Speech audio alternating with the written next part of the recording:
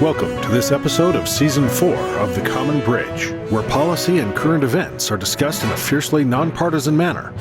The host, Richard Helppie, is a philanthropist, entrepreneur, and political analyst who has reached over 3.5 million listeners, viewers, and readers around the world.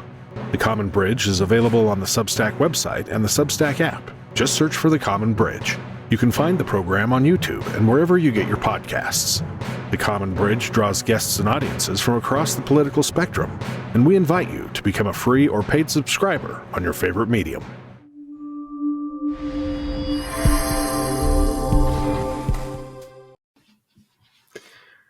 Hello, welcome to The Common Bridge. I'm your host, Rich Helppie. We have just completed Season 4 of The Common Bridge. Been a very fun season, hopefully very informative too. We've been able to produce a weekly podcast with transcription and video for those of you that like to watch or read. A couple written columns along the way, a handful of those anyway. When we started out to make this show 4 years ago, we wanted to be on a policy-oriented path. And basically because the two major political parties are more invested, more interested, and frankly more adept at beating the other party than taking this country on its best path. The problems we've got are solvable. In the meantime, issues of the day go unaddressed and opportunities of the moment are just missed.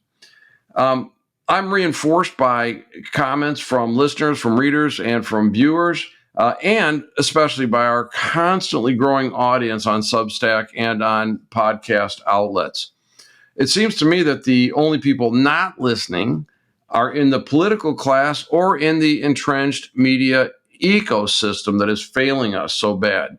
And speaking of that media ecosystem, if journalism was actually doing the job of the Fourth Estate as intended, then the political structure would be doing a better job. And there would frankly be little audience for programs like The Common Bridge. But while we've got the First Amendment available to us, I think we need to join together, exercise those constitutional rights and freedoms, and get our voices out there. Look, the entrenched media has absolutely gone tribal.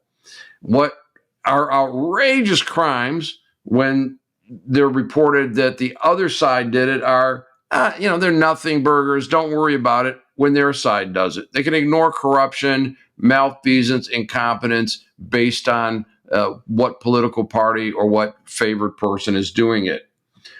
Seems like very few of them actually get out of their offices anymore to actually go embed and report a story. And when independent journalists outside of that ecosystem turn up evidence of malfeasance, the entrenched media join their political allies to attack the journalists instead of calling out the problem. Look, reporters are supposed to present facts. And now we have fact checkers who are really nothing more than, the thought compliance police who render every opposing view devoid of facts. Again, I encourage people to read in that a little deeper.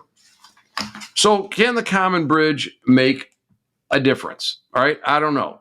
But I can promise that while we may not be able to change those locked into tribalism, whether they're the political party, the media, or people that follow them, we will be different. We are different because we've given a platform to experts to talk at length about many topics. Some of our guests have gone on to be featured on large-scale international platforms, and we're very proud of the role that we have in introducing them to an audience. We've covered a lot of systems, voting systems around the world, the Ukraine war, technology and its role in our lives, of course, the media model.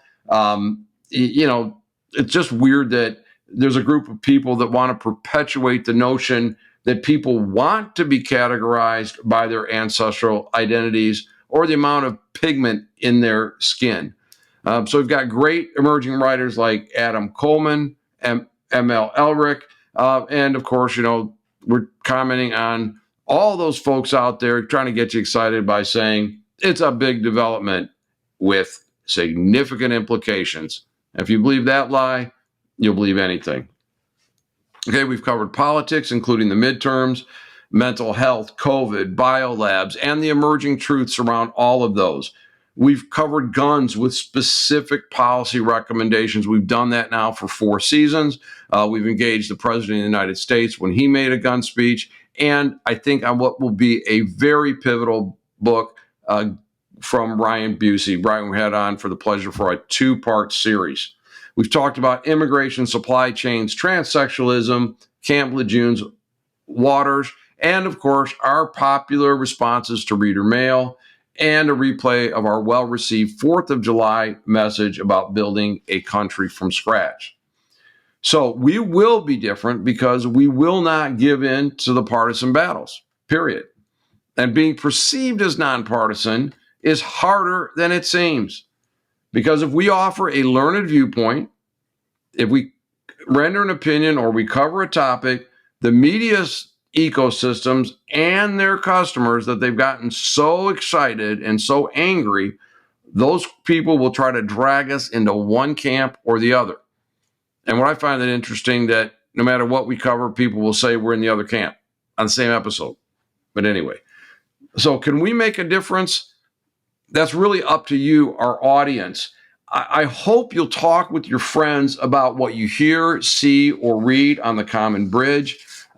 It's okay not to agree with everything. In fact, I expect everyone has something not to like in every episode. We just want to get conversation going in a respectful way.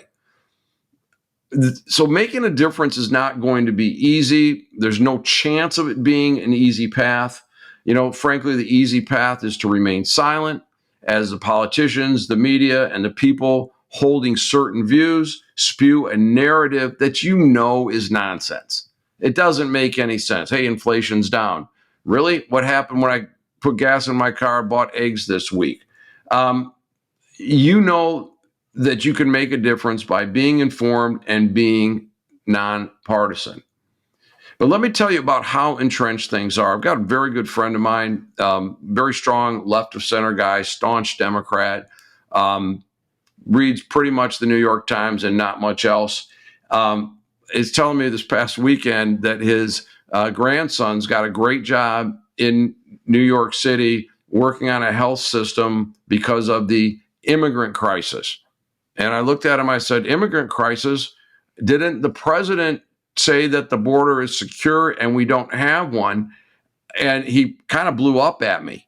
So that tribalism, to look at one's own grandchild, be proud of them for working to address some of the impacts of a policy decision, at the same time denying the policy because of who's in the Oval Office that day. That's how bad things have gotten, folks. We've got to start speaking up and speaking more clearly.